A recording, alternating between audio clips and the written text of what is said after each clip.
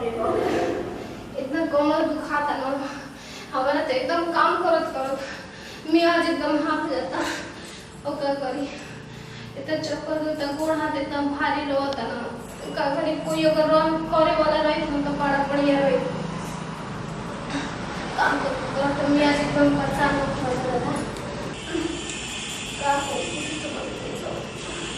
तो काजी देखो तनी दिन चढ़ल तो कितना लोग पूरा परेशान होकर बैठे हैं। देखो हमरे से काम दाम नहीं के होगा जी कुछ हम काम धाम करे कहनी बताओ पहले पहले कथु का नाम बड़ी सोची तो रहुआ काम काम दाम बताई ना तो क्या गाय पहुंचा दी ना जी हम लोग को कैसे रहना के बताइए कौन काम करने में नहीं आते बताओ सुनी ना काम तो बहुत हो जी के भौजी बोलती ना कि जगह बच्चे चल भौजी पैसा तो काम धाम करती खोजी पीते से मेरे भैया बाहर चले काम करिए अकेले उनका निकल लगा उतरी घूम के लेती आती रहती है कभी महीना कौन उनका दाम लेके लियो ले तो रोज कर लेना कल कोनो पता हम का बती का भेजी फोन मायू भेजी कि ना भेजी बतिया ला पूछा तब का करना और तो जुगाड़ कर लो कुछ कि ना मन तो करत है। हेलो अरे भाई गोड़ लगते तू ही फोन उठा लिया हम सोचे कि भौजी उठाई हूँ कहाँ भाई। हाँ और सब बता बाबूजी ठीक बंद है ना का करी रे भाई हम तो इतना परेशान में हो गए भाई ना कि हमारे दम दुख सा हाथ रह के सुनो तो हम अकेले बढ़े कर रही थी अगर वही रहती सब तो बोला लेते रहती कहीं छोटी भौजी अकेले ही रह लिए भैया बाहर गए बड़ा दो तीन महीने से आई तो करीब 6-7 महीने के बाद तो भेज देती 2-4 महीने ऐसे रहती भौजी का करती है तो भेज देना मैं तो भेज तनी आज माई सही गिरे बड़ी तबीयत खराब रहता का बताई हम ठीक बट तभी है हम भेज देते ठीक बड़ा चाहिए तो पहली पैसा वैसा रखल बनी ना हम ना तो कहाँ रखल पैसा तारे का नहीं ना दिन ना तो जगह के नहीं होनी है बटे अथवा हौदी अलमारी देवपुरिया घरवा में रखल बनी जी ये वाला कुत्ता है ना करी ओसन शरीर हो गइल वाला जी या दारा को हम लिया कर 2 घंटा में लिया जल्दी जाए बढ़िया से कबाड़ उठा के जाए आज ही हो जाएगा तो बहुत हमर पूरी कोमर में दर्द रहता चल गया इसको बनाने से दवा चलना निकल तो मेरा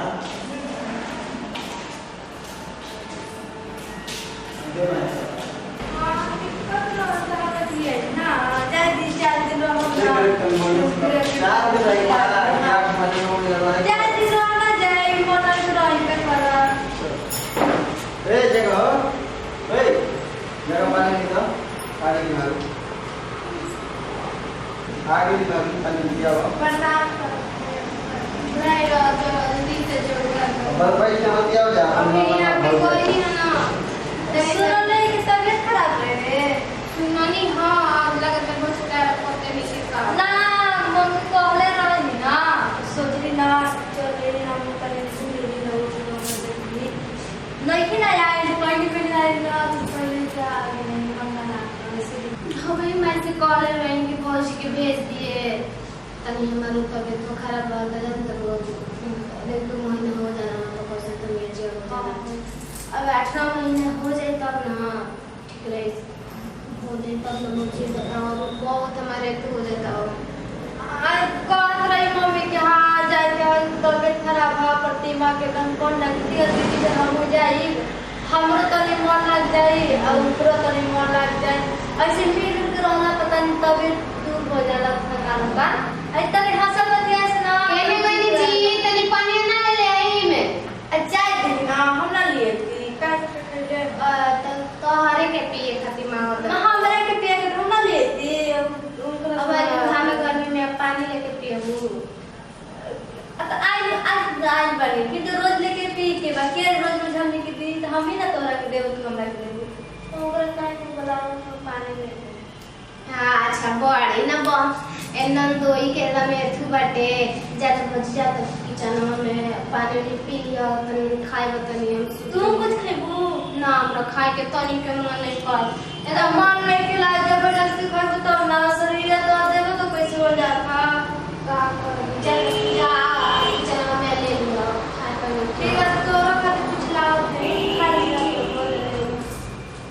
आई से पानी का से पानी और ऐसे भी तभी कुछ हो कोई कुछ लाला दे तब ना रे बाप चलो हो जाए याद ना तो हमारे सुख नहीं तनी में अब दिन बस तरह तो टेंशन नहीं कि उतनी ना ये चिंता बाटे कि हमरा ऐसे छाड़ा लगे कोई जाए चाट में बनी कुछ बना जाए तब ना देखो तो कैसे हो गई बेटी बना के काला बनाई सोचे तो वही खातिर काटी तब पहले कढ़ाई बेटी लगा तो जाती सब्जी भी देखा तो काला पटले आलू की सब्जी रोटी बना दे हाँ करे हुए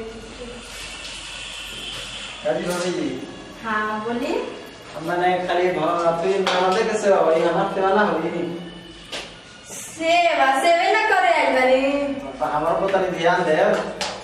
अच्छा बस ध्यान ध्यान है ना अब ऐसे कौन ध्यान देना हो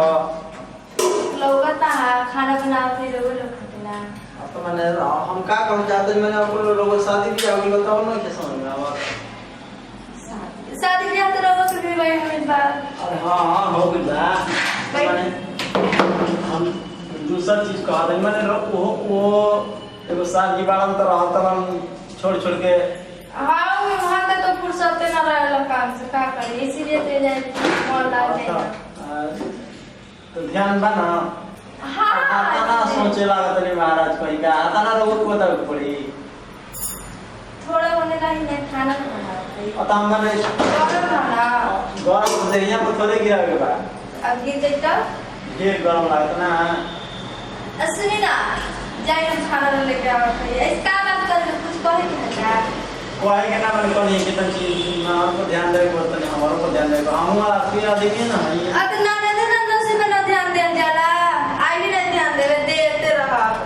हमारे के दे ना मैंने ध्यान काहे ना ऐसे भी ना ना से ताप तो ना जैसे बनी हां तो अब भाई नहीं रखे हां ओए जी तो ठीक है बताओ उल्टा पुल्टा मत सोचो ना ना उल्टा पुल्टा ना सोचो ध्यान तो नहीं दे ना हां किसे लेकिन हां ना कहां किसे थी चलो ठीक बात है फिर आएगा कोई का आया कि हे दादा इनको नियत या ठीक ना लागत रहे हाँ ध्यान दीदी दूसरे बात रहे मगर कुछ कहबे ना कोई लागत है कुछ कह चाहते बोले बाकी ना कहले हम ही तरह से ना बुझाइला ना चल तो बोले अजय जी ऐसे भी रहे के भैया 7-8 महीना तो रह गई ऐसे भी मन लगे भाई हमरे ऊपर हतर हंस मुके बड़े तन मन लगा था ना हाँ अच्छा चलो ठीक है खाना तो बना ली देखो देखिए क्या करत है जा सब जाते खाना खिला रहे जाते खाना बना दे कुछ लेकिन खाना में खोले ए सुनी ना ए दीदी उठी ना बैठी 3 बार सुतर देखो तो कितना हो गए उठी थोड़ी हम बनाना खाना भी आ गए खाना ना खाई ए दीदी बात कर दी वहाँ पे हम ना तो कुछ ठीक ना लग रहे कैसे कैसे तो बात करते रहे समझने वाला वो ऐसे भी यहाँ के मन ठीक ना लागत रहे पर बोली कैसे तो लागत रहे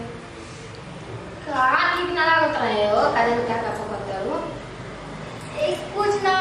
कहल चाहत रहे यहाँ के नियत ठीक ना लागत रहे हमरा ना हो गलो चुप रह लो ओइ जगह हम जानत रहे कि ओतना ना कोई मजाक हो गेला ना मजाक खोल हम जानत रहे सर आज ले मजाक ना उड़ा के करन त का अब कोई बा सोचनी एक दीदी बात है बड़ो मजाक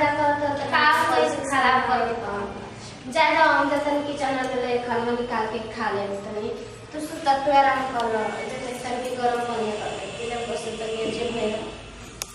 ठीक है तनी खाना बना के हम तो खा ले हम तो क्यों करा दो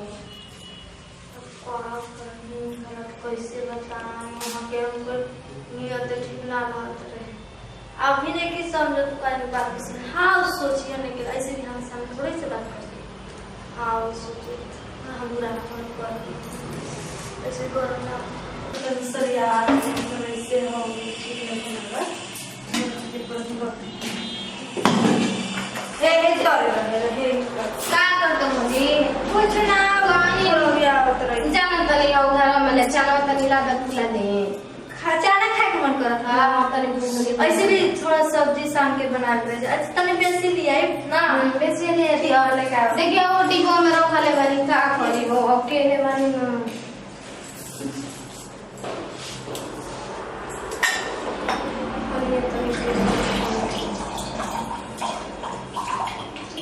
जी भाभी हमारा तो ध्यान नहीं देते ना होगा भाभी जी तू ये बाका कर दल हो माने काम धाम तो करे के चाहिए ए जीरो वसाई में भाभी ठीक है ना काट रही का ठीक है तारे काम जल नहीं कि तू ही अब खुश कर कर कल के कैसे करते जवान होता ना जवान रवा हमने चला नहीं सिखा रे सिखाओ तनी बता सब राम लक्षण जाना था नहीं ठीक बटे मर्द बाप रे बाप हम एक दिन हो जाएगी क्या बोले दे रवा ये सवाल कर देनी जी बताइए का हम जल नहीं कि तू ही हमर दाता ना हमारा आदमी के चिन्हात है बोलम झूठ है हां झूठ बोलते हैं आता ना हमारा आदमी के चिन्ह जान से बोले कि कैसे जरूरत होगी अच्छा अच्छा कहीं के हमर भौजा ये झूठ नहीं के बोला था और बात पहले ही से काम करे काम करवे ले तू काहे के वहां के काम करते हो वो काम करे वाली है हाँ। तनी शाम को तो नहीं गरम पानी पी ले रहो एकदम काम हो रहा अरे मैं कुछ ना करी हां हम लेकिन आज जी सब में पानी में डूब गए थे और मध्य फंसी के बताओ माल बहकनी है बहुत तो ठीक है हो ठीक बोलो ए मर्द नमस्कार प्रणाम भैया हम प्रतिमा सिंह को देखनी आज हम हो जाए बोले रही झूठ ना बोलत रही सही बतिया कहत रही है पता ना का करत रह जादू तो हम नहीं की जाना लेकिन रसद देखनी है जब वीडियो में का कोई हमन जी अरे रसद जगह समझदार बन जा रसद के का समझाए बटे जी भैया नमस्कार प्रणाम हम शोभा सिंह नमस्कार प्रणाम आप सबके छोट भाई भक्ति जबीन लाल बिहारी बाबू वीडियो बस एगो एंटरटेनमेंट खातिर है के दिन पे निकलवे के और अच्छा लगे तो दिल से लाइक करो शेयर करो और कमेंट करके जरूर बताओ कि वीडियो कैसा लगला ए वीडियो से दी विदाई अगला वीडियो फिर से मिल जाए तब तक नमस्कार।